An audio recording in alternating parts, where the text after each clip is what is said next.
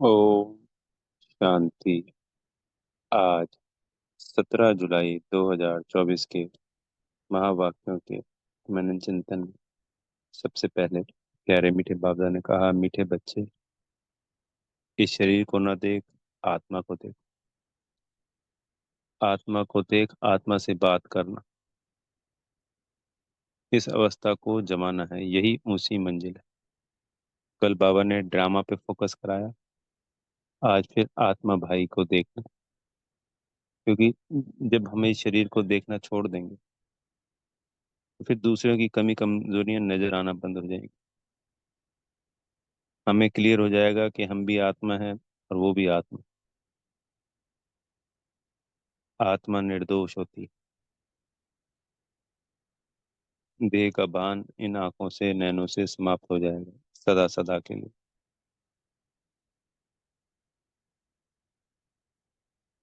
नैनों में चमकते हुए बिंदु नजर आएंगे। आत्मा, आत्मा। जैसे अभी हम इन आंखों के देखते हैं ना कि शरीर दिखाई दे रहा है, अगर परछाई देखें, रिफ्लेक्शन देखें आंखों में, बॉडी नजर आती है। तो ऐसे ही बॉडी की जगह क्या नजर आएगा? आत्मा बिंदी, चमकते हुए सितारे। पर ये पुरुषार्थ का काम है, मेहनत का काम है, थोड़ा समय लगता है। ऐसा नहीं कि 2 दिन किया या 10 दिन किया हो गया। लंबे काल का अभ्यास इसमें मदद करता है। फिर बाबा ने कहा कि तुम बाप के साथ कब घर जाएंगे। तो इसके लिए बाबा ने समझाया आज कि जब अपवित्रता की रिंचक भी नहीं रहेगी। जैसे बाबा बिल्कुल प्योर पावन है, ऐसे ही हम भी पावन बन जाएंगे। तब हम बाबा के संग ऊपर जा सके। ज्ञान सागर से सारा ज्ञान हम आत्माओं में आ जाएगा। हम सुन सुनकर भरपूर हो जाएंगे इस ज्ञान से।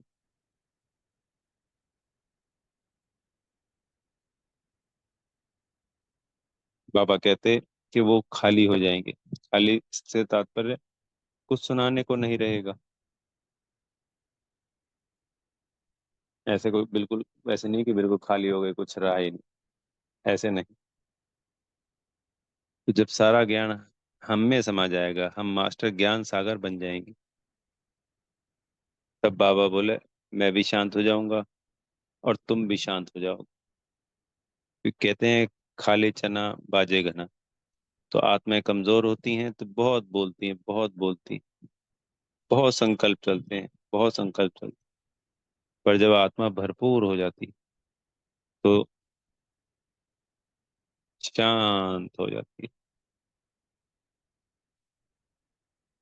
ऐसे ही हम आत्माएं जब ज्ञान से भरपूर हो जाएंगी, गुणों से, शक्तियों से भरपूर हो जाएंगी, प्योर पावन बन जाएंगी, तो शांत हो जाएंगी। हमारा जो शांति वाला स्वधर्म है वो पूर्ण रूप से जागृत हो जाएगा। फिर हम भी शांति में चले जाएंगे और बाबा भी शांति में चला जाएगा।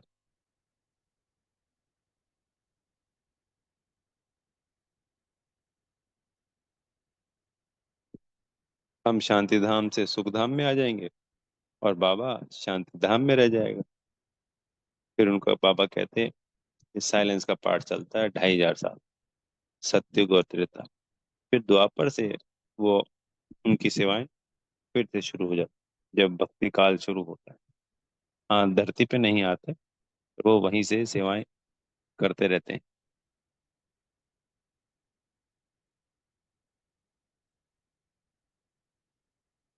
फिर बाबा ने कहा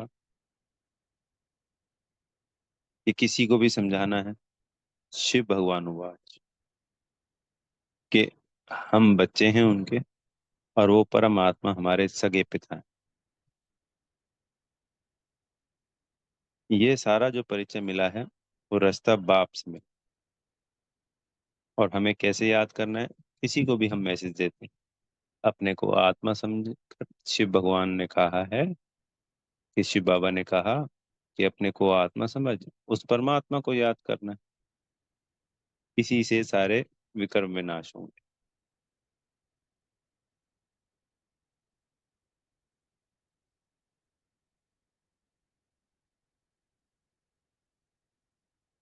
ये जो आत्मा और परमात्मा की बात है, ये ना तो किसी शास्त्र में है, ना किसी ज्ञानी के पास है, और ना ही कोई समझ सकता है।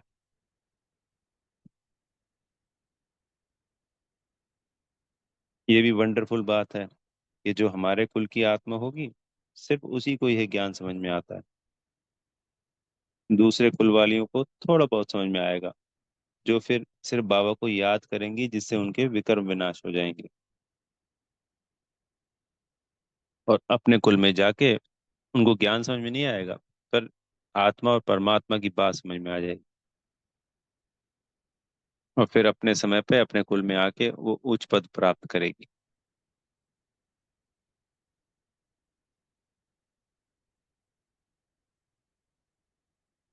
तो जो भक्ति में आत्माएं हैं, वो आत्मा परमात्मा के ज्ञान को जानते नहीं, इसलिए वो सर्वव्यापी कह देते। अगर आत्मा परमात्मा का ज्ञान बना रहता द्वापर कलयुग में, तो फिर ये नौबत ही नहीं आती जो आज संसार में है। बाबा कहते हैं कि आप बच्चों का भी, हर किसी का एक रस अवस्था नहीं है, सब एक जैसा योग और ज्ञान नहीं उठाते, क्योंकि यह राजधानी स्थापन हो रही है। सबकी अवस्था अलग अलग, सबकी याद और ज्ञान की यात्रा अलग अलग है। इस पर भी 63 जन्मों के जो भक्ति का पाठ है, यह भक्ति में जो पाठ उन्होंने निभाया है, उसी के आधार पर इस वक्त हर आत्मा अलग अलग ज्ञान और योग उठाती। यह ज्ञान प्राय लोप हो जाता है, क्योंकि यह ज्ञान किसका है? सृष्टि के आदि मध्य अंत का, तीनों लोकों का। तो इस ज्ञान की जरूरत नहीं है। बाबा हमें गुणों और शक्तियों से भरपूर कर देता है, आत्मा में वो इमर्ज हो जाते हैं, और ये ज्ञान मर्ज हो जाता है। सिर्फ एक आत्मा मैं हूँ, वो ज्ञान इमर्ज रहता है, सत्युग और त्रेता, जिससे आत्मा सुखी रहती है सदा। जो जरूरत का पॉइंट है। द्वापर में हम वो भूल जाते हैं। अगर द्वापर में भी वो याद रहता तो फिर दुख आता ही नहीं।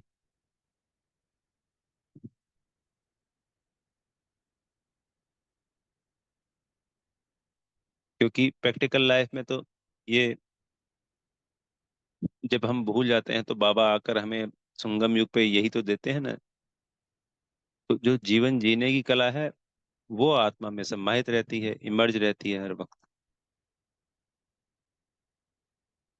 गुण शक्तियां हमारे काम आती है, सत्युग त्रेता द्वापर और कलयुग के अंत तक जितनी भी रहती है, वैसे समाप्त होती चली जाती है। तो इसलिए ये ज्ञान प्राय बाबा कहते हैं लोप हो जाता है।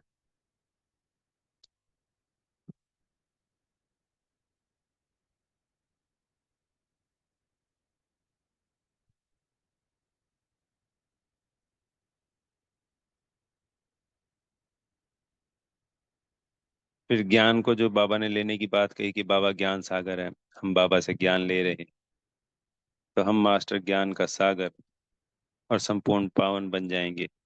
तो ज्ञान और योग पूरा ले लिया, तो हम बाबा के संग वापस चली जाएंगी।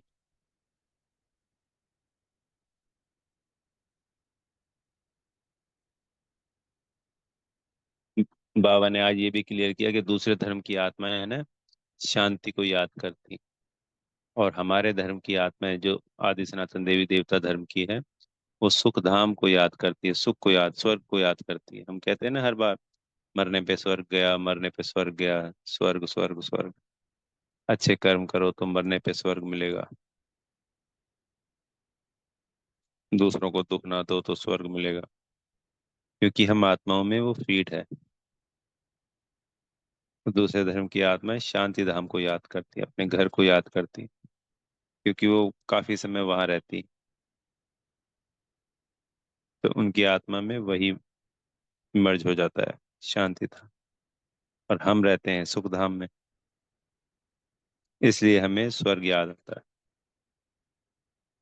बड़े गुहे गुहे पॉइंट।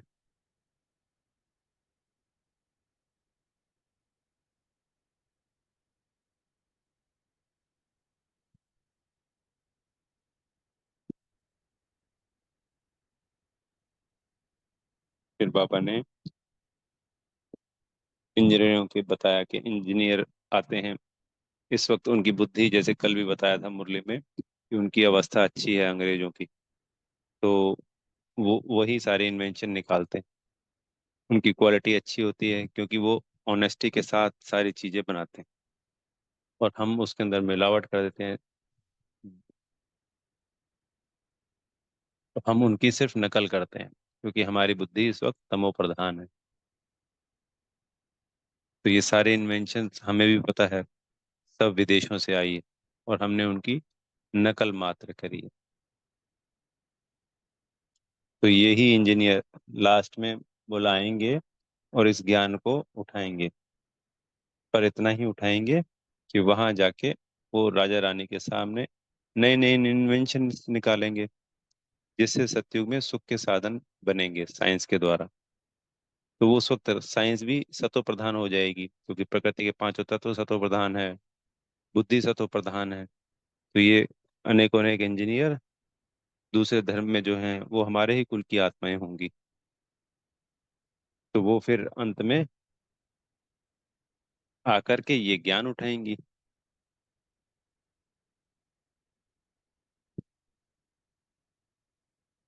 इससे उनको कोई राजा ही नहीं मिलती है, बस वो इंजीनियर हैं, आगे भी इंजीनियर रहते हैं। फिर बाबा ने आज वरदान पे फोकस करवाया कि समय और संकल्प पे अटेंशन देना है, क्योंकि एक एक संकल्प का हमको पदम गुना मिल रहा है। तो जो संकल्प हमारे पॉजिटिव होंगे, ज्ञान की रीति पे होंगे, उन्हीं का पदम गुना मिलेगा। तो जितने भी खजाने हैं उन सब पे अटेंशन देना होता है, पर दो मुख्य खजाने हैं, संकल्प और समय। समय वेस्ट कर दिया तो भी वेस्ट है, क्योंकि संगम युग दोबारा नहीं मिलना। और एक का पदम गुना संगम युग पर ही मिलता है। और संकल्प अगर व्यर्थ में चले गए तो समर संकल्प क्रिएट ही नहीं किए। अगर हमने संकल्पों को सही कर लिया तो समय भी ऑटोमेटिकली ठीक हो जाएगा। क्योंकि मान लो संकल्प हम हर वक्त व्यर्थ ले रहे हैं तो समय अपने आप व्यर्थ चला गया। संकल्प समर्थ हो गए, ज्ञान की रीति हो गए, याद के हो गए, शक्तिशाली हो गए, तो ऑटोमेटिकली उस समय का हमने सदुपयोग कर लिया। तो सबसे मुख्य खजाना संकल्प का ही है। बाबा ने कहा कि समय और संकल्प विशेष, इन दो खजानों पर अटेंशन दो। हर समय संकल्प श्रेष्ठ और शुभ हो तो जमा का खाता बढ़ता जाएगा। इस समय एक जमा करेंगे तो पदम मिलेगा, हिसाब है। एक का पदम गुना करके देने की यह बैंक है। तो हम बैंक में जमा कराते हैं ना कि 5 साल की एफडी है, 10 साल की एफडी है। किसी जमाने में 5 साल में डबल होता था, आज 10 साल में डबल होता है। तो बाबा के इस बैंक में एक ही समय में जो भी शुभ और शक्तिशाली संकल्प क्रिएट कर रहे हैं, उसका हाथों हाथ पद्म गुना हमारे खाते में जमा हो जाता है।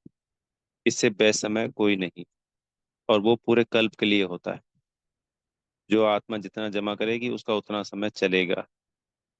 सत्युग त्रेता तो चल सकता है, पर द्वापर कलयुग भी अगर हमारे पास बचत का खाता बहुत ज्यादा हो गया तो द्वापर और कलयुग भी वो चलेगा ही चलेगा।